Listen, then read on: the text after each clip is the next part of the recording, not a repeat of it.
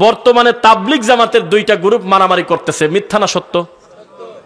দুই গ্রুপের কাছেই এলেম নাই, এ কথা আপনি বলেন না। এমন এলেম যে বলতেছে ওই লোক যদি আমাদের বর্ডারে ঢোকে বা আমাদের এদিকে আসে আমরা সরকারকে পতন করে দেব। কেমন জ্ঞান আপনি চিন্তা করেন। এমন জ্ঞান এই কঠিন ঠান্ডা শীতের ভিতরে আপনি ইশারা করলে কাজের লোক রেডি, গরম পানি চাইলে গরম পানি, বিশাল ধনী লোক, কার্পেট করা, পোড়া বাড়িতে অটো এসি সেট করা, ঠান্ডার সময় গরম, গরমের সময় ঠান্ডা। এত সুন্দর দামি বিছানা রেখে লোকটা ওই ল্যাপ খাতা দুই একটা নামমাত্র টান দিয়ে নিয়ে, কাঁথা নিয়ে, বালিশ নিয়ে চলে গেছে নোয়াখালী। 40 দিন চিল্লা দেবে। যেখানে ইশারা করলে 3টা কাজের লোক রেডি, সেই লোকটা নিজের রান্না নিজে করতেছে, টুপলাটা নিয়ে বেড়াচ্ছে। এটা কি কষ্ট না? এত ত্যাগ স্বীকার করলো বেচারা, রান্না করে খাচ্ছে কনকনে শীতের ভিতরে, মসজিদে কার্পেট পর্যন্ত নাই, নিচ থেকে ঠান্ডা উঠে লোকটার পিঠে কষ্ট হয়। অথচ লোকটা 100 কোটি টাকার মানুষ, কিন্তু তবলিগ জামাতে গেছে নাই এরকম। এত ত্যাগ স্বীকার করছে, তাহলে কি পরিমাণ তার জ্ঞান। এই জ্ঞান দিয়ে লোকটার কোরআন প্রচার করার ভাগ্য হলো না, ফাজাইল প্রচার করতেছে। নেন এখন বোঝা কি যাচ্ছে? এই লোক প্রচার করতেছে একক তো সালাত কাজা করলে 2,88,00,000 বছর জাহান্নামে থাকা লাগবে। হাদিস আছে কোন জায়গা? মেড ইন চায়নায়। এটা মুহাম্মদ সাল্লাল্লাহু আলাইহি ওয়াসাল্লামের হাদিস না? বোঝা যাচ্ছে? এরা কুলুপ ধরে খক খক করে কাশতেছে, যেখানে সেখানে ঘুরতেছে, 40 কদম দৌড়াদৌড়ি করতেছে। তার ভিত্তি শরীয়তে আছে? তাহলে এলেম নাই এ কথা বলবেন না। আপনি বলবেন যে তার কাছে বিশুদ্ধ এলেম নাই। কি নাই? বিশুদ্ধ এলেম নাই। এখন আপনি বেদাতি একটা হুজুর নিয়ে আসেন, আমি আর কতটুকু আরবি জানি, উনি আরবি গ্রামার টন করে বলে দেবে, বাহাস কি, সিগা কি, মাদ্দা কি, জিন্স কি, সুন্দরভাবে ব্যাখ্যা অনুবাদ করে বলে দেবে। এত তার জ্ঞান। কিন্তু এই পুরা জ্ঞানটা তাকে শেখাইছে যে তুমি লা ইলাহা বাদ দিয়ে দাও, খালি বলো ইল্লাল্লাহ ইল্লাল্লাহ ইল্লাল্লাহ।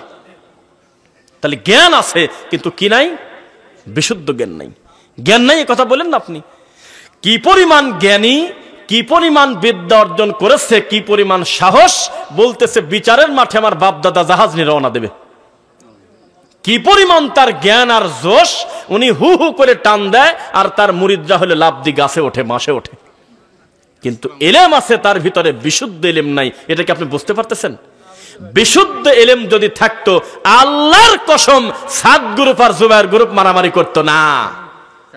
অথচ তাদের দাওয়াত এক, তাদের বই এক, তাদের 40-এর সিল্লা এক, 3 দিনে বের হওয়া এক, সবকিছু এক। আবার আসছে ইলিয়াস রহমাতুল্লাহ থেকে, তারপরে কিতাবাদি সমস্ত কিছু এক। এক গ্রুপ আর এক গ্রুপকে ইহুদির দালাল পর্যন্ত বলতেছে। আল্লাহর ঘর বাইতুল মুকাররমে 2 গ্রুপে কয়দিন আগে মারামারি হয়েছে। আপনি মিথ্যা বললে প্রতিবাদ করেন তো ভাই, দেখছেন নাকি? তবলিগের 2 গ্রুপের মারামারি দেখেন নাই মসজিদ বাইতুল মুকাররমে? সাক্ষী দিন, নইলে আমি তো আবার বিপদে পড়ে যাব। এক গ্রুপ আর এক গ্রুপে মারামারি করতেছে। আমি জালাল ভাইয়ের রুমে বসে কেবল দেখলাম একটু আগে, এক গ্রুপ আর এক গ্রুপের ব্যাপারে বিবৃতি দিচ্ছে যমুনা টিভিতে। বলতেছে আমাদের এত 24 ঘন্টার ভিতরে যদি ওই গ্রুপকে বাতিল না করা হয়, আমাদের গ্রুপটাই প্রতিষ্ঠিত না করা হয় বাংলাদেশের গ্রুপে, তাহলে আমরা সরকারকে অচল করে দেব। অথচ তাদের ফাদাইল আমলও এক, তাদের বইপত্রও এক, একই জায়গা থেকে তাদের দাওয়াতি কাজ আসছে। দেখেন শুধু দলের কারণে আজকে কি পরিমাণ কামড়া কামড়ি শুরু হইল। এলেম আছে, বিশুদ্ধ এলেম নাই, এটাই হলো একমাত্র কথা। বিশুদ্ধ এলেম থাকলে কোনোদিন এভাবে মারামারি করা যায় না। যায় কি? আমাদের এই দেশে বলেন তো, বাংলাদেশের সবচাইতে বড় ঈদগাহ মাঠ কোনটা? কেউ কয় দিনাজপুর, কেউ কয় রাজশাহী। শোলাকিয়া, কিশোরগঞ্জের শোলাকিয়া ঈদগাহ বাংলাদেশের সবচাইতে বড় ঈদগাহ। মিথ্যা না সত্য? এলেম যদি থাকতো, বিশুদ্ধ এলেম যদি থাকতো, ওই ঈদগাহর মাঠে ফরিদউদ্দিন মাসুদ কোনোদিন নামাজ পড়াতে পারতো না। যেই লোকটা প্রকাশ্যে আলেম ওলামার ফাঁসি চাইছে গণজাগরণ মঞ্চে যায়, এমন একটা লোককে দিয়ে বাংলাদেশের শ্রেষ্ঠ ঈদগাতে নামাজ পড়ানো হয়। এটা কি এলেম আছে না বিশুদ্ধ এলেম আছে? বলেন। এলেম আছে, বিশুদ্ধ এলেম নাই। বিশুদ্ধ এলেম থাকলে কোনোদিন আলেমদের অন্তত ফাঁসি চাওয়া যায় না। মানুষ ভুল করলে তার আইনি প্রক্রিয়ায় বিচার হবে। উনি কি একটা টুপিওয়ালা দাড়িওয়ালা মানুষ, সেই লোকটা পাবলিকের সামনে গিয়ে বলবে যে আমি আলেমদের ফাঁসি চাইতে এসে আমার জীবনের একটা ভালো কাজে আমি আসলাম। নাউজুবিল্লাহ। যদিও চরমনার পীর তাকে ভালোবাসে, নাম দেশে, উনি নাকি বিরাট আল্লাহর ওলি, বিশাল আল্লাহর ওলি। ওনার বিয়েই হয়তো উনি কথা বলে দিচ্ছে। এই হলো অবস্থা। আপনি মনে করবেন যত অবক্ষয় সামাজিক হচ্ছে টুপিওয়ালার দ্বারা, দাড়িওয়ালার দ্বারা, ইসলাম প্রিয় মানুষদের দ্বারা, এলেম না থাকার কারণে নয়, বিশুদ্ধ এলেম না থাকার কারণে। এলেম অর্জন করেছে, কি করছে? বেহেশতি জীবনটা প্রায় মুখস্থ করে ফেলছে, তাবিজের কিতাব প্রায় শেষ করে ফেলছে, সারাটা জীবন ফিকা পড়ছে, সারাটা জীবন পড়ছে হইল শুধু ওই ফিকা। শেষ পর্যন্ত সে বলতেছে আমিন জোরে বললে ইহুদির দালাল হয়। তাহলে এলেম আছে কি নাই? বিশুদ্ধ এলেম নাই। বিশুদ্ধ এলেম শুধু রবের পক্ষ থেকে আসে। কথা বোঝা যাচ্ছে? এবার তাকান আমার দিকে। আল্লাহর এই মাটির উপরে মাখলুক হিসেবে সবচেয়ে দামি মানুষের নাম হলো মুহাম্মাদুর রাসূলুল্লাহ। তাকে দেখে আল্লাহ বলতেছে ফাআলাম আন্নাহু লা ইলাহা ইল্লাল্লাহ, হে নবী আপনি আগে এই এলেম অর্জন করেন, আল্লাহ ছাড়া কোনো সত্য ইলাহ নাই। কি নাই? কেউ যদি বলে যে আল্লাহ ছাড়া মাবুদ নাই, এ কথা পূর্ণ অর্থ পায় না। বলতে হয় যে আল্লাহ ছাড়া কোনো হক ইলাহ নাই। ইলাহ আছে বহু। যেই লোকটা মরা পীরের কবরের পাশে টয়লেটের পানি খায় আর বলে এই কারণে আমার গলা ভালো থাকে, ওয়াজ করলে গলা বসে না, তাহলে আপনি কি জবাব দেবেন এখন বলেন? তাহলে সে তার মাবুদকে মানল। বোঝা যাচ্ছে? যেই লোক প্রকাশ্যে মানুষের সামনে বলতেছে যে আমাদেরকে আহলে হাদিসদেরকে ব্যঙ্গ করার জন্য বলতেছে, কোরআন এবং হাদিসে বলে আকীদা শব্দই খুঁজে পাচ্ছে না সে। বোঝা যাচ্ছে? এটা খুঁজে পায়। ডোনাল্ড ট্রাম্পের কথা নাকি হাদিসে আছে, এটা খুঁজে পাইছে। রানী এলিজাবেথ নাকি আল্লাহর নবীর বংশধর, এটা খুঁজে পাইছে। 90 সালে সে কোথায় যেন ডেলিভারি হয়ে গেছে খেলতে। যত নোংরামি সব খুঁজে পাইছে, কিন্তু আকীদা শব্দ যেটার উপর ভিত্তি করে বান্দার ভালো মন্দ বিচার হবে, যেটার বিশ্বাসের উপরে বান্দার ইবাদত কবুল হবে, যেটার জন্যই পৃথিবীতে এত এত প্রক্রিয়া, এত জিহাদ, এই আকীদা শব্দ এখনো পর্যন্ত আপনার হুজুর খুঁজেই পায়নি। সেই হুজুরকে আপনার এই গ্রামে আনার জন্য 1 লক্ষ টাকা নিয়ে তার কাছে যাওয়া হয়েছে। উনি বলছেন নগদ দিতে হবে। আল্লাহর কসমে এই মাঠে এখনো ওয়াজ শুনতেছে। আমি তার নাম বলবো না, এখানেই আছে আমার ভাই। বলছে ঠিক আছে 1 লাখ টাকাই আপনাকে দিয়ে দেব, ডেট কবে দিবেন? বলছে না এখনো সিদ্ধান্ত নেব না, আগামী 6 মাস পরে বলবো কবে দেওয়া যায়। তো জাতির ক্যান্সার না? এটা ল্যাংটা জাতি না? এই জাতির তাকদিরে এই হুজুর জুটবে না তো জুটবে কি? নাউজুবিল্লাহ পড়েন। আহলুল হাদিসদের বন্ধু রব্বুল আলামিন, আহলুল হাদিসদের বন্ধু মুহাম্মদুর রাসূলুল্লাহ সাল্লাল্লাহু আলাইহি ওয়াসাল্লাম। আহলুল হাদিসদের বন্ধু পৃথিবীতে হয় না। সমস্ত কাফের মুশরিক মুসলমানদের বিরুদ্ধে এক। হিন্দু আর ইহুদি ধর্মের পার্থক্য আসমান আর জমিনের পার্থক্য যেমন তেমন। খ্রিস্টান আর বৌদ্ধ ধর্মের পার্থক্য আসমান আর জমিনের পার্থক্য যেমন তেমন। কিন্তু মুসলমানের বিরুদ্ধে যখন কথা ওঠে তখন সব মুসলিম রাতারাতি এক। সমস্ত কাফের মিল্লাতা ওয়াহিদা, সমস্ত কাফের নাম ভিন্ন হতে পারে, কিন্তু মুসলমানের বিরুদ্ধে তারা সবাই শত্রু, ঠিক কিনা? ঠিক তেমনি সমস্ত বেদাতি আহলুল হাদিসদের শত্রু, সমস্ত বেদাতি সুন্নাহর শত্রু। কেবল এক পীর আর এক পীরকে কাফের বলতেছে, কিন্তু আহলে হাদিসদের মসজিদ ভাঙার সময় সব বেদাতি রাতারাতি এক হয়ে যায়। আমরা আশ্চর্য হয়ে যাই, এক পীর আর এক পীরকে বলতেছে ও হলো খ্রিস্টান, কিন্তু আহলে হাদিসদের একটা ছেলেকে যখন পিটানো লাগবে তখন সবাই চলে এসে লক্ষ্মীপুরের একটা ছেলেকে জোরে আমিন বলার কারণে বুকের হাড় ভেঙে দিয়েছে। দেখছেন আপনারা? সম্ভবত আহলুল হাদিস আন্দোলন বাংলাদেশ এটার পক্ষ থেকে তার চিকিৎসার দায়ভার ব্যবস্থা করছিল কিছুদিন আগে। দেখছেন আপনারা? অপরাধ কি? ছেলেটা জোরে আমিন বলল কেন? সবাই যখন আসতে বলে তুমি জোরে বলার কে? এটা তো ফিতনা হচ্ছে। বলেন নাউজুবিল্লাহ। এলেম রয়েছে, বিশুদ্ধ এলেম নাই। আমি পুরো বক্তব্য শুধু এইভাবে সিরিয়াল করতে যাব, আপনি শুধু আমার দিকে তাকাবেন। আউযু বিল্লাহি মিনাশ শাইতানির রাজিম। হাল ইয়াস্তাবিল্লাযীনা ইয়ালামুনা ওয়াল্লাযীনা লা ইয়ালামুন। আল্লাহ বলেছেন জানা আর অজানা কোনোদিন এক দাঁড়ি পাল্লায় ওজন করা যায় না। কুল হাল ইয়াস্তাবিল আ'মা ওয়াল বাসীর। চক্ষুষ্মান লোক আর অন্ধ মানুষ যেমন, জানা মানুষ আর অজানা মানুষ তেমন, দিন বোঝা মানুষ আর দিনহারা মানুষ তেমন। কুল হাল ইয়াস্তাবিল আহইয়া ওয়াল আমওয়াত। তাজা মানুষ আর মরা মানুষের পার্থক্য যেমন, এলেম আছে এরকম লোক আর এলেম নাই এরকম লোক এইরকম। কুল হাল ইয়াস্তাবিজ যুলুমাতু ওয়ান নূর। অন্ধকার আর আলোর পার্থক্য যেমন একটা দিনী এলেমওয়ালা আর দিনহারা মানুষের পার্থক্য তেমন। বোঝা যাচ্ছে আপনাদের? এলেমের পার্থক্য, এলেমের বিষয়টা এত কঠিন। কোরআন মাজিদের প্রথম আয়াত কি বলেন তো কেউ জোরে করে বলো, তাই না? কি পড়ো। এলেমের কথা দিয়ে কোরআন মাজিদের কথা শুরু হয়েছে। কার পড়াশোনা করতে হবে? আরে বাপরে বাপ, শিক্ষা প্রতিষ্ঠানের দিকে তাকালে এই মাথা দেখা যায়, ওই মাথা দেখা যায় না।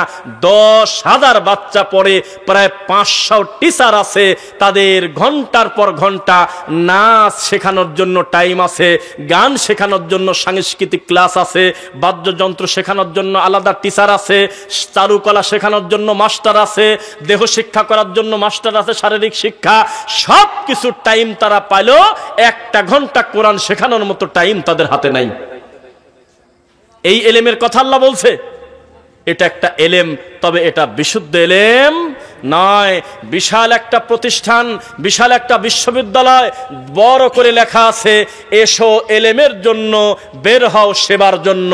থাকে কিনা? কথা বোঝেন না? শিক্ষার জন্য এসো, সেবার জন্য বেরিয়ে যাও। আমি তো বলি শিখবেই কি আর সেবাই করবে কি? শিখলো সারা জীবন হলো সুদের অঙ্ক। কিয়ামত পর্যন্ত কোন মুসলমানের বাচ্চা এই সুদের অঙ্ক শিখে তার ইমানের ক্ষতি ছাড়া উপকার কি হবে বলেন? কি লাভ হবে বলেন আপনি? অহেতুক নোংরা কথা দিয়ে গোটা বইটা পূর্ণ করা, অথচ শেখানো উচিত ছিল সুদের বিরুদ্ধে, কিন্তু সুদ দিয়েই হলে আমার বাচ্চার ফাউন্ডেশন তৈরি হচ্ছে। এত বড় শিক্ষা প্রতিষ্ঠানে লেখা এলেম অর্জন করা ফরজ, শিক্ষা অর্জন করা ফরজ। আমি খালি হাসি, আল্লাহ রে, এ তো টয়লেটের টাঙ্কির ভিতরে পড়ে দেয় আতর খসতেছে। সারাটা জীবন নাস্তিক্যবাদী শিক্ষা, সারাটা জীবন কোরআন সুন্নাহর বাইরের পড়াশোনা, কিন্তু লিখে রাখছে শিক্ষা অর্জন করা ফরজ। এর থেকে মিথ্যাচার পৃথিবীতে হতে পারে না। শিক্ষা অর্জন করা ফরজের কথা কোথাও লেখা নাই। আছে হলে ওহির শিক্ষা অর্জন করা ফরজ, যেই শিক্ষার সাথে আল্লাহর ওহির সম্পর্ক। আপনি কাকে কি বলতেছেন? রাত দিন কষ্ট করে একটা ছেলে নাচ শিখতেছে, এটা কি শিক্ষা না? সারাটা দিন কষ্ট করে একটা গান শিখতেছে, একটা হারমোনিয়াম নিয়ে প্রায় 20,000 টাকা খরচ করে মাস্টারকে দিয়ে, এটা কি শিক্ষা না? তো এই শিক্ষাকে কি আপনি ওহির শিক্ষা বলবেন? ওই শিক্ষা ছাড়া মানুষের কল্যাণ হবে না। যেই শিক্ষা বান্দাকে ওহির শিক্ষা দেয় না, আল্লাহর ভয় দেয় না। বোঝা কি যাচ্ছে আপনাদের? গোটা দেশটা ডুবে আছে বিদআত এবং শিরকে, যার কারণে মানুষ আর বিশুদ্ধ ইলম পায় না। সারা জীবন ভেজাল ঘি খেতে খেতে পেটটা হজম হয়ে গেছে। অরিজিনাল ঘি পেটে দিলে তার পেট খারাপ। এখন দোষ কি ঘিয়ের না ওর পেটের? পেটের দোষ হলো কিভাবে? ঘিরই দোষ, কিন্তু এই ঘিটার দোষ না। পেটটা তো গ্লাস, এই গিলাসে মধু ঢুকানো যায়, এই গিলাসে বিশুদ্ধ পানিও দেওয়া যায়। দোষ হলো মধুর। তবে এখন যে মধুটা খাইলেন, এখন যে ঘিটা খাইলেন, এই ঘিটার দোষ না, আগের ঘিগুলোর দোষ ছিল। কিন্তু এটা বেশি খাওয়ার কারণে এখন আর দোষ ধরা যাচ্ছে না।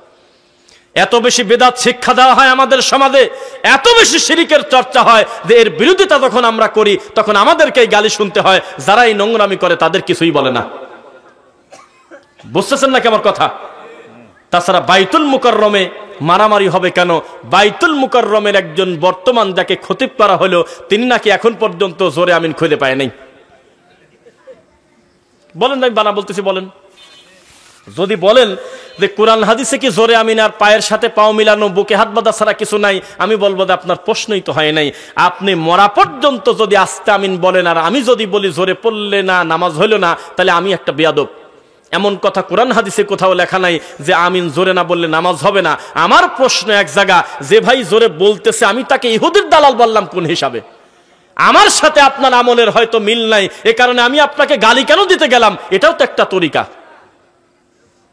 তো 40 বছর বুখারি পড়ে আল্লাহর বাইতুল মুকাররমের মতো এত বড় একটা দায়িত্বশীলের জায়গায় বসে তিনি বলতেছে সৌদি আরবে যাও হলো রিয়াল কামাই করার জন্য, আসো আমিন নিয়ে বলছে। দেখছেন নাকি আপনারা? কেউ প্রবাসীদের নিয়ে ব্যঙ্গ করছে, প্রবাসীরা প্রতিবাদও করছে, কেউ কেউ দেখলাম। এর থেকে লজ্জার কি হতে পারে?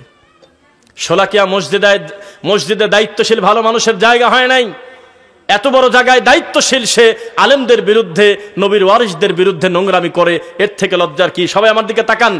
আবু হুরায়রা রাদিয়াল্লাহু আনহু মদিনার বাজারের পাশ দিয়ে যেতে চিৎকার দিয়ে বললেন, কে কোথায় আসো শোনো, তাড়াতাড়ি মসজিদে নববীতে চলে যাও, যায় দেখো মুহাম্মদ সাল্লাল্লাহু আলাইহি ওয়াসাল্লাম সম্পদ বন্টন করতেছে। কি বন্টন করে? সম্পদ বন্টন। এই কথা শুনেই সবাই দৌড়তেছে যে নবী কি জানি বন্টন করতেছে, আমরা যা নিয়ে আসি। কিন্তু আবু হুরায়রা এই কথা বলার পরে ওই জায়গায় বসে আছে, সহিহ বুখারীর হাদিস।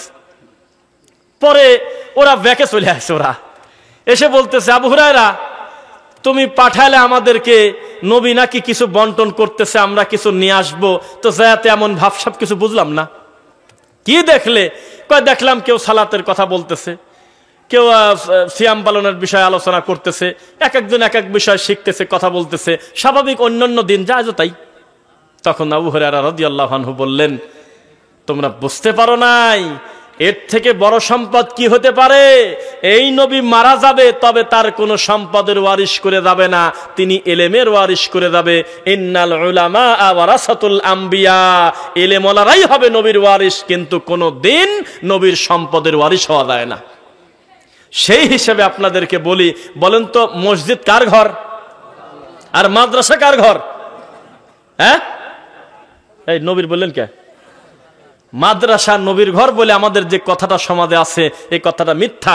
দুনিয়াতে নবীর ঘর বলে কোনো কথা নাই। যেই পথে বুড়ি কাটা দিত বলে কথাটা পুরাটা তার প্রতি অপবাদ দেওয়া। মাদ্রাসা মসজিদ দুটাই আল্লাহরই ঘর। কিসের ঘর?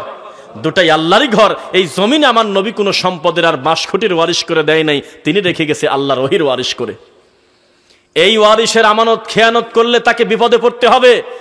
মুহাম্মদুর রাসূলুল্লাহ সাল্লাল্লাহু আলাইহি ওয়াসাল্লাম বলেছেন, শোনো ও পৃথিবীর মানুষ, আমি মুহাম্মদ সাল্লাল্লাহু আলাইহি ওয়াসাল্লাম দুনিয়াতে এসেছি কিভাবে জানো? কোরআন মাজিদের আয়াত আপনাকে একটু শোনায় দেই। আউযু বিল্লাহি মিনাশ শাইতানির রাজিম। ওয়াল্লাহু আখরাজাকুম মিন বুতুনি উম্মাহাতিকুম লা তা'লামুনা শাইআ। আল্লাহ ওইভাবে মায়ের পেট থেকে বের করে যখন তুমি কোনো জ্ঞানই রাখতে না।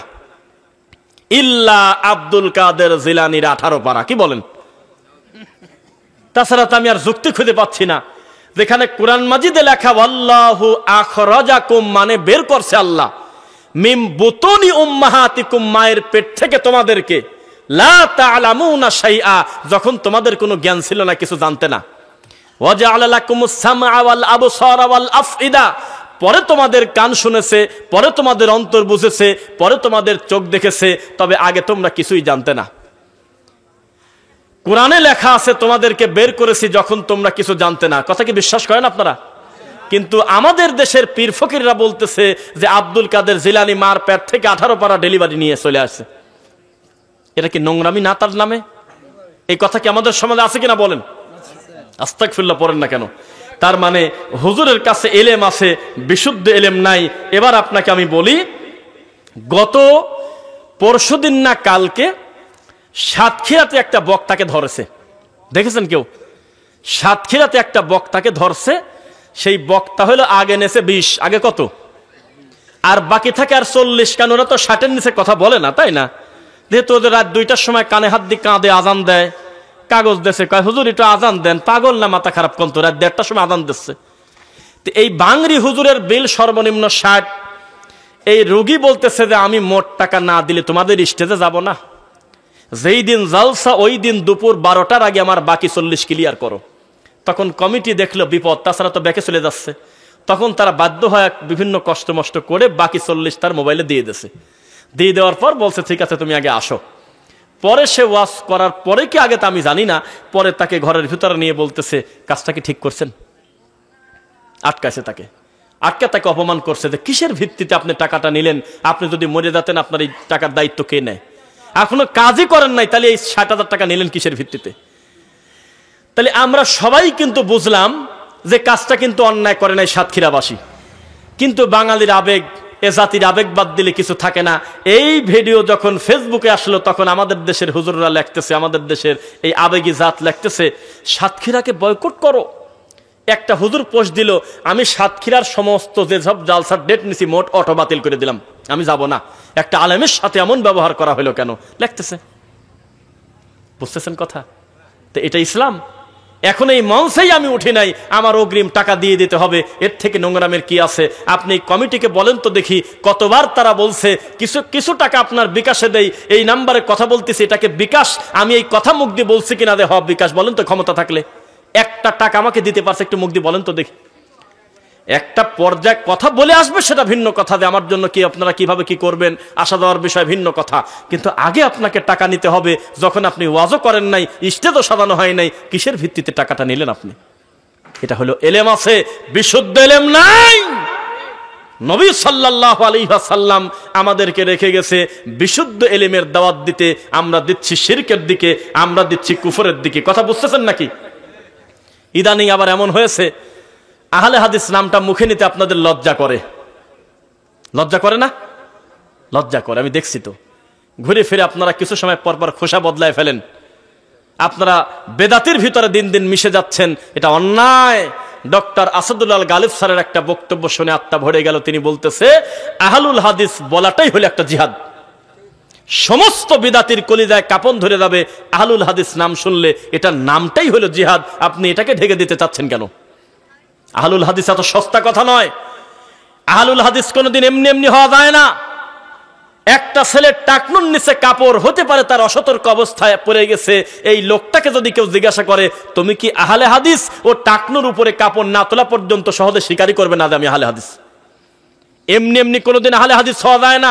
কিছু না কিছু তার ভিতরে পরিবর্তন অবশ্যই আছে, ঠিক কিনা? একটা লোকের দাড়ি চাচা, এই লোকটাকে রাস্তায় ধরে যদি বলেন যে তুমি কি আহলে হাদিস, দেখবেন যে দাড়িতে হাত দিয়ে লজ্জা পাবে, সহজে স্বীকার করবে না যে আমি আহলে হাদিস। ভুল করে যদি কেউ গলায় তাবিজ ব্যবহার করে, ওকে যদি কেউ জিজ্ঞাসা করে যে তুমি কোন মাযহাব মানো, আহলে হাদিস কিনা, ও স্বীকারই করবে না এই তাবিজটা না খোলা পর্যন্ত।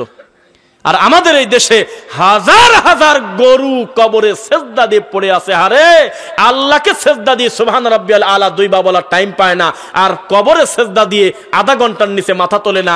এই রুগীকেও যদি টান দিয়ে তুলে বলেন যে তুমি কোন মাযহাবের, বলবে হানাফি মাযহাবের। ল্যাংটা কাপড়ই পরে না, সেও বলবে হানাফি। দেওয়ানবাগি মরে গেছে, তার ছেলেকে যদি বলেন যে তুমি কোন মাযহাবের, আল্লাহর কসম আহলে হাদিস বলবে না, হানাফি বলবে। যারা বলতেছে যেই বিবাহতে গান বাজনা বাজে না সে বিবাহ হারাম, শুনেছেন এই কথা? শুনছেন না? সবই তো শুনছেন। কত বড় সাহস!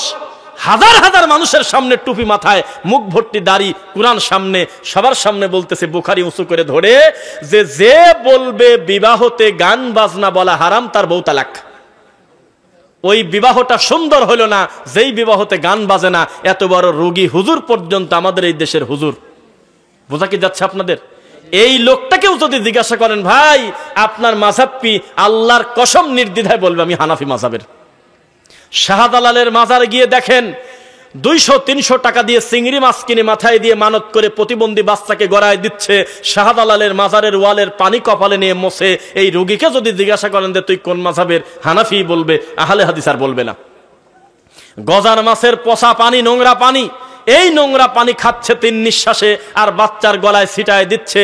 3 ঢোকে খাচ্ছে আর বুকে কপালে ডলে ডলে নিচ্ছে। জামার বোতাম খুলে 2 চোখ দিয়ে এখন তাকায় দেখবেন ইউটিউবে লিখলে।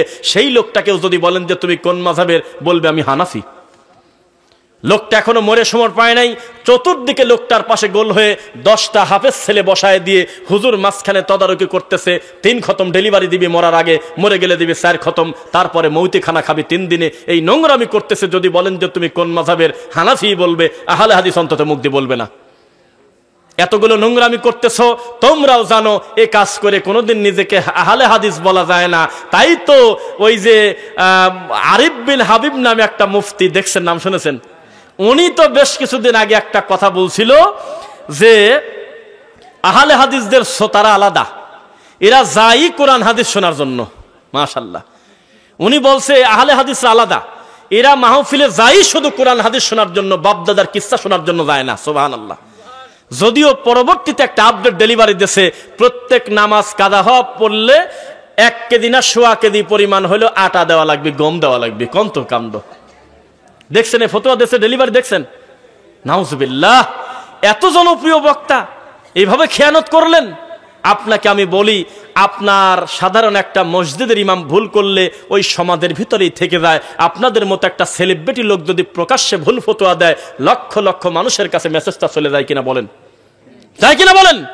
মিজানুর রহমান আজহারি যদি বলে আসসালামু আলাইকুম ওয়া রাহমাতুল্লাহি তাআলা ওয়া বারাকাতু, তার এই তাআলার কথা শুনে হাজার হাজার বক্তা এটা ফলো করবে, করতেও সে আসলে কিন্তু আমি একটা বক্তব্যে খালি বলছি যে কিছু কিছু বক্তা আছে, আমি নামও বললাম না, খালি বললাম আসসালামু আলাইকুম ওয়া রাহমাতুল্লাহি তাআলা ওয়া বারাকাতু। এই তাআলা বলা যাবে না, নিচে 1000 না 1400 কমেন্ট, 1350 আমাকে লিখতেছে তুই খ্রিস্টান, তুই ইহুদির দালাল, তুই এত বড় বক্তার ভুল ধরিস, তোর কত বড় সাহস, তুই জানিস সে আজহারে পড়েছে, তা কি করবেন বলেন তো? এখন দুঃখের কথা, আমার মতো লোক ভুল করলে কয়জন মানুষের কাছে পৌঁছায়, কিন্তু আল্লাহ তাকে সম্মান দিয়েছে, একটা বিরাট পর্যায়ে পৌঁছে গেছে, তার নামের উপরে লক্ষ লক্ষ মানুষ জমা হয়ে যায়। তিনি যদি সালামে ভুল করে, এটা দেখে দেখে বাকি অন্যান্য ছোট বক্তারা শিখবে না? বলেন তো দেখি, কে কাকে শিক্ষা দেবে?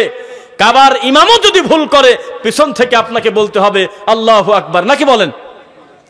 কয় হ ঠিক, আমি মিথ্যা কথা বললাম না, এটা তো পরীক্ষা করলাম আমি আপনাকে, তা তো ধরা খেয়ে গেলেন।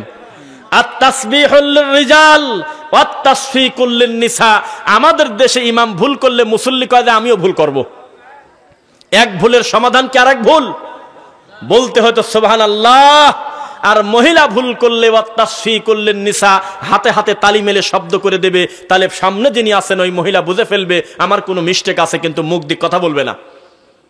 এত সুন্দর দৃশ্যমান হাদিসটা কবর হয় আমাদের এই দেশে। বেদাতি মসজিদের প্রায় 99% মসজিদে ইমামের যদি কোনো রকম কিছু ভুল যায়, রুকুতে যাওয়ার সময় হয়তো সামি আল্লাহ বলে ফেললো, অথবা একটা আয়াত ভুল করে ফেললো, অথবা 2 রাকাতে বসার কথা উঠে পড়তেছিল, তখন পিছন থেকে সবাই কয় যে আল্লাহু আকবার, বলে কিনা? দলিল আছে কোন জায়গা? তারপরে নামাজে একটা ওয়াজিব ছুটে গেল, ফরজ ছুটে গেল, একটা ভুল হয়ে গেছে, আল্লাহ একটা সুযোগ রাখছে সেজদায়ে সাহু। সেজদায়ে সাহু সেজদা নামে একটা ব্যাপার আছে আমাদের সমাজে, এটা সিস্টেম পরিবর্তন করছে। কি করে? একদিক সালাম ফিরে আবার নতুন করে 2টা সেজদা দিয়ে উঠে আবার প্রথম থেকে আত্তাহিয়াত শুরু করছে। বলেন কি করবেন বলেন? প্রত্যেকটা জায়গায় এলেম অর্জন করেছে, বিশুদ্ধ এলেম অর্জন করে নাই। এটাই হলো রাসূলের তরিকা। আমি চাঁপাইনবাবগঞ্জ, শিবগঞ্জ, কোন মসজিদ এটা বলে আর ঝামেলা পড়বো না। চাঁপাইনবাবগঞ্জ, শিবগঞ্জ নাম শুনছেন?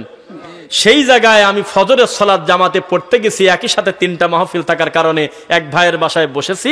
তো ওই ডানে বামে সালাম ফেরানোর পর ইমাম সাহেব বলতেছে হুয়াল্লাহুল্লাযী লা ইলাহা ইল্লাহু, তখন এই মুসল্লিরাও বলতেছে আলিমুল গায়বি ওয়াশ শাহাদাতি হুয়ার রহমানুর রহিম।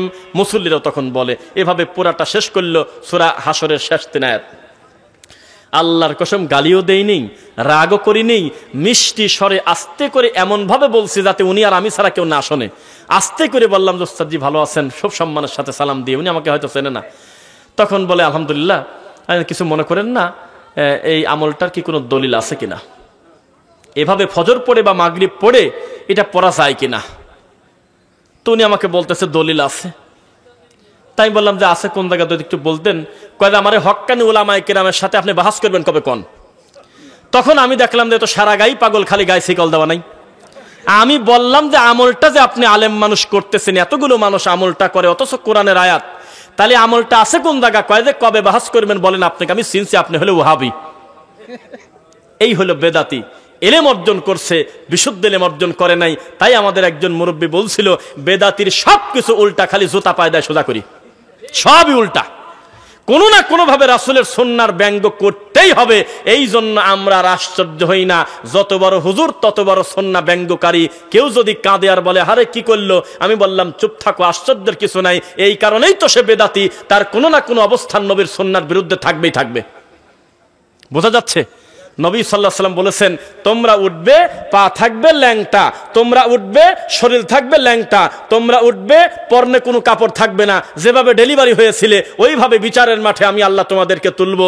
প্রথম কাপড় পাবে ইব্রাহিম আলাইহিস সালাম। হে আল্লাহর নবী, পরিস্থিতি তখন কেমন হবে? নবী বলবেন আমি দেখবো একদল আমার বাম পাশ দিয়ে টান দিনে জাহান্নামে চলে যাচ্ছে, বিশাল লম্বা একটা গ্রুপ। আমি বলবো মানহা ওলা, এরা কারা? এরা তো আমার উম্মত, আমি তো 2 চোখ দিয়ে তাকা দেখতেছি। তখন বলা হবে এরা আপনার উম্মতের কথা অস্বীকার করব না, তবে আপনি মরার পরে লিমান বাদদালা দিনই, আপনার দিনটা পরিবর্তন করেছে। আপনি রেখে আসছিলেন হলো দরুদ ও মিলাদ মানাদেছে, আপনি রেখে আসছিলেন আল্লাহুম্মা গফিরলাহু ওয়া সাব্বিতহু। এরা মরা মাটি দিয়ে সবাই মিলে হু হু করে কাঁদতেছে। হ্যাঁ নবী, আপনি বলেছিলেন বিসমিল্লাহ বলে মাটি দেওয়ার কথা, ওরা মিনহা খলাকনাকুম বলে মাটি দেয়। হ্যাঁ নবী, আপনি কবরে খেজুরের ডাল গাড়ছিলেন কি কারণে? এ কারণে আপনার কাছে ওহী আসছিল, এটা হলো খাস। পরবর্তীতে জীবনে আর কোনোদিন আপনি করেন নাই, এটা কি কারণে আযাব হচ্ছে সেটা পর্যন্ত জিবরাইল আপনাকে জানাইছিল। ওরা কিয়ামত পর্যন্ত আপনার সুন্নাহর ব্যঙ্গ করে ওরা মরলেই কবরে খেজুরের ডাল গাড়ছে, চারপাশে চারকুল পরে। কত মরা মানুষকে নিয়ে ঠাট্টা ব্যঙ্গ করে দিন পরিবর্তন করেছে, আরবিতে বলা হয় বিদা। দিনকে পরিবর্তন করেছে, বিদাত করেছে, নব উদ্ভাবিত কাজ করেছে। সেজন্য এখন কি করা যায়? নবী বললেন সুহকান সুহকান লিমান গায়্যারা বাদি, এই মুহূর্তে আমার সামনে তোমরা দূর হও, দূর হও। দিনের ব্যাপারে কোনো আপোষ নাই। কেননা আমি নবী মুহাম্মদ সাল্লাল্লাহু আলাইহি ওয়াসাল্লাম নিজেও জীবনে কোনোদিন বাম হাত দিয়ে পানি খেতে পারি নাই। আমার কাছে ওহী এসে বলা হলো ডান হাত দিয়ে খাবেন। আমি তোমাদেরকে বলেছি, এমন না যে আমি আমল করি নাই, আমি নিজেও আল্লাহর আইনের কাছে বাধা। আমি নিজে কোনোদিন বাম হাত দিয়ে পানি খাই নাই, আমি ডান হাত দিয়ে খাইছি। আমাকে বলা হয়েছিল টয়লেটে ঢুকবেন বাম পা দিয়ে, আমি কোনোদিন ডান পা দিয়ে ঢুকি নাই, আমি নিজেও শরীয়তের কাছে বাধা। আমাকে বলা হয়েছিল নিজের বাড়িতে নিজে ঢুকবেন, তবুও সালাম দিয়ে ঢুকবেন, আমি এটাই করেছি জীবনভর। আমি শরীয়তের বাইরের কেউ না। যেহেতু দিনের ব্যাপারে কথা আসছে, আমি তাদেরকে ছাড় দেব না। তাড়াতাড়ি জাহান্নামে নিয়ে চলে যাও। নাউজুবিল্লাহ পড়েন। বেদাতি খালি কাঁদে, কয় যে হে নবী, আমার যদি পাখা থাকতো, ডানা থাকতো, পাখি হতাম, আমি ওইরে মদিনা চলে যেতাম। কারণ বাংলাদেশে মক্কার কোনো দাম নাই, মদিনার খুব দাম। সত্যি কথা, হাসেন কেন? আমাদের এই বাঙালির কাছে, অধিকাংশ বাঙালির কাছে মদিনার খুব দাম, কিন্তু মক্কার কোনো দামই নেই। একসাথে ওমরা করতে গেলাম, 10 দিন আল্লাহর কাবা ঘরে সেজদা দিলাম, 9 দিন। একটা হাজিও কাঁদে না, একজন ওমরাকারী হু হু করে কাঁদল না যে আল্লাহ রে, কেবল যে হাতটা বাঁধলাম, একটা সেজদা সমান 1 লক্ষ সেজদার নাকি। সুবহানাল্লাহ। হে আল্লাহ, কোন জায়গায় সেজদা দিচ্ছি? ইন্না আউওয়ালা বাইতি উদিআ লিন-নাস লাল্লাযী বিবাক্কাতা মুবারাকা, সর্বপ্রথম আল্লাহর মনোনীত ঘর হলো কাবা ঘর। একজনও কাঁদে না। যেই মুআল্লিম, বগুড়ারই মুআল্লিম, বগুড়ার মুআল্লিম, বগুড়া হলো গাবতলী নামে জায়গা আছে, সেখানকার মুআল্লিম বলতেছে, এই হাজী সাহেবগণ বা ওমরা কারিগণ, আগামীকালকে সকাল 8টার ভিতরে সবাই রেডি থাকবেন, আমরা কিন্তু রওজা মুবারকের দিক যাবো। ওরা তোমার মদিনা কয় না, রওজা মুবারকের দিক যাবো, এরকম কথা বলে ফেলছে। যেই এই কথা বলছে, যে যার মতো সবাই রুমে গেল। আমরা পাশের রুম থেকে শুনি যে মনে হয় কেউ মরে গেছে, বিকট চিৎকার। পরে রুম খুলে যায়, দেখি 2 জন মুরব্বী প্রায় না বাসা। কাঁদো কে? কয় যে কখন আমার সোনার নবীর রওজা মুবারকে যাবো, কাঁদতেছে খালি, হু হু করে কাঁদে। আমি বললাম যে কিছু মনে করবেন না, ব্যথার পর ব্যথা দেই যাতে লজ্জা হয়। কেউ যদি এই নিয়ত করে বাড়ি থেকে যে আমি আমার নবীর কবর জিয়ারত করতে যাব, তার এটা যাওয়া বৈধ হবে না। 1 বাইতুল্লাহ, 2 মসজিদে নববী, 3 বাইতুল মুকাদ্দাস। পৃথিবীতে এই 3টা মসজিদ ছাড়া বাড়ি থেকে নিয়ত করে বের হয় নেকির আশা করে যাওয়া জায়েজ নেই। কিন্তু পৃথিবীর এমন খারাপ লোক দুনিয়াতে আছে আমার জানা নাই, কঠিন লোক, যে মসজিদে নববীতে গিয়ে নবীর কবরে সালাম না দিয়ে চলে আসে। এমন লোক, খারাপ লোক আছে দুনিয়ায়। ওটা আবেগের ব্যাপার, আমরা অবশ্যই যাব, কিন্তু নিয়তটা থাকতে হবে মসজিদে নববীতে যাচ্ছে, নবীর রওজা মুবারকে যাচ্ছে। কথা বলা উচিত না। বলার পর থেকে লাস্ট 6 দিন বাংলাদেশ বিমানবন্দরে নামার আগ পর্যন্ত আমাদের সাথে আর কেউ কথাই বলে নাই মুখ দিয়ে। আমরা হলো নবীর দুশমন, আমরা হলো অলির দুশমনে কি বললাম মুখ দিয়ে? নবীর রওজা মুবারকে যাওয়া যাবে না, এটা বলে আমরা বলছি বলে। কে কাকে বোঝাবে?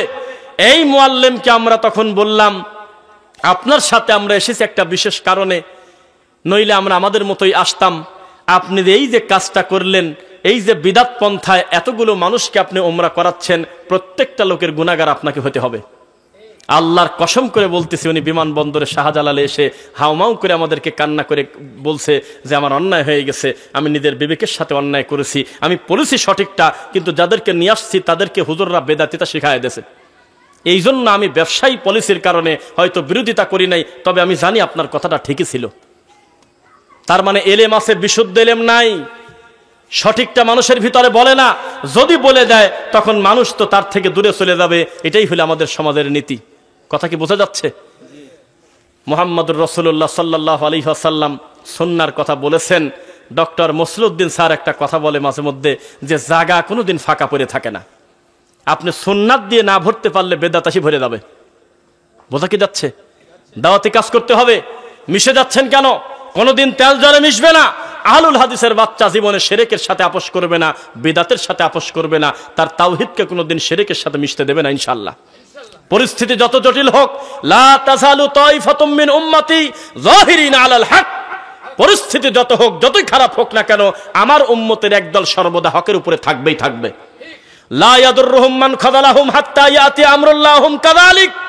একদিন দুই দিন না, আল্লাহর কাছে যাওয়া পর্যন্ত এই দল হকের উপরেই থাকবে, কেউ তাদের কোনো ক্ষতি করতে পারবে না ইনশাআল্লাহ। কই সে দল, কই সে আসহাবুল হাদিস, কই সে আহলুল হাদিস? জীবনে কাউকে কোনো ভয় করবে না, কোরআন সুন্নাহর কথা তারা বলেই যাবে ইনশাআল্লাহ। বেদাতপন্থী, বেদাতি মানুষকে শিক্ষা দিচ্ছে টাকনুর উপরে কাপড় পরার কথা। আহলুল হাদিসরা যত বলে, তারা কি এত বলে? কঠিন ভাবে সব জুমার নামাজে যদি বলতো, শোনো, মা আসফালা মিনাল কাবাইনি মিনাল ইজারি ফাফিন্নার, কোন পুরুষ যদি টাকনু ঢেকে কাপড় পরে এ কারণে তাকে জাহান্নামে যেতে হবে, মানুষের বোঝ আসতো। এই হাদিসগুলি তো পড়ে নাই, এজন্য মসজিদে ঢুকতেছে টাকনুটা গুছায় ফেলে কাপড়টা, আবার বারান্দায় এসে আবার নামাজ দিচ্ছে। মিথ্যা নাকি সত্য? কি কার কথা শুনবে?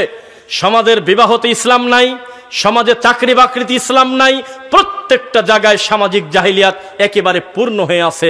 আল্লাহ ক্ষমা করুন, আল্লাহুম্মা আমিন। রাসূল সাল্লাল্লাহু আলাইহি ওয়াসাল্লাম বলেছেন, আল্লাহর ওহীর শিক্ষা অর্জন করো। দেখেন, লুকমান নবী কি নবী না এ ব্যাপারে বিতর্ক। কেউ বলেছেন নবী, কেউ বলেছেন আও আবদান সালিহান, তবে বেশিরভাগ লোক বলেছে উনি নবী না, তবে আল্লাহর একজন প্রিয় পাত্র। সেজন্য কোরআন মাজিদ আল্লাহ তার নামে একটা সূরাই দিয়ে দিয়েছে, 21 নম্বর সূরা। সেই লুকমান আলাইহিস সালাম সর্বপ্রথম তার বেটা, তার কলিজার টুকরা সন্তানকে তাকে দাওয়াত দিচ্ছে, শুরুই করতেছে, খবরদার আমার আল্লাহর সাথে শিরিক করো না, লা তুশরিক বিল্লাহ, খবরদার আল্লাহর সাথে শিরিক করো না। আর আমাদের দেশে শিক্ষা দেওয়া হচ্ছে 3 2 5 7 9 4 2 3 4 5টা অক্ষর এক জায়গা করে তাবিজের ভিতরে লিখে বলতেছে 1020 টাকা দেন।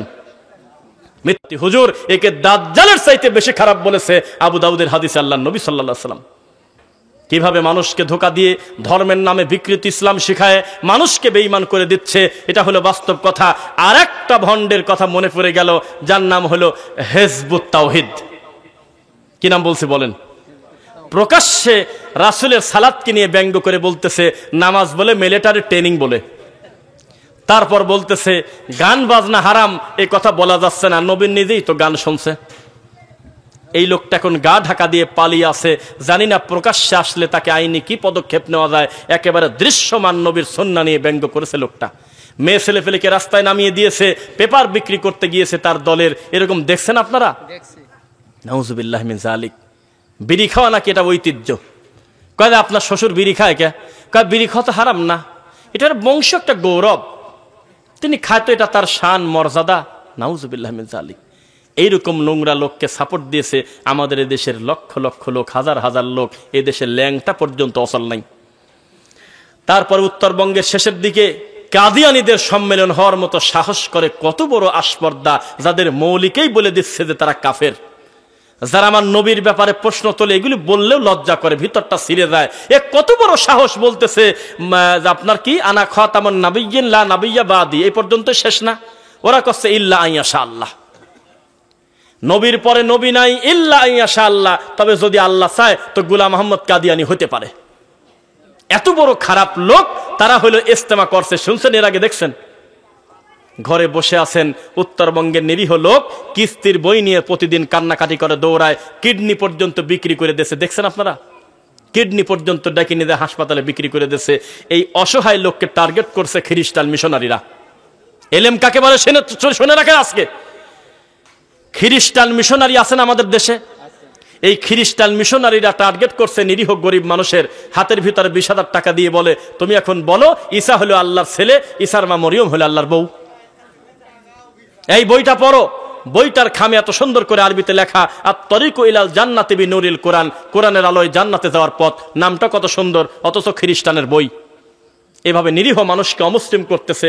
1,000 টাকা, 10,000 টাকা, 20,000 টাকা, 50,000 টাকার বিনিময়ে লোকজন বলতেছে আমি গরিব মানুষ, আমার কিস্তি পরিশোধ করে দেন, আমি অত কিছু বুঝি না, আমি আপনাদের সাথে আসি।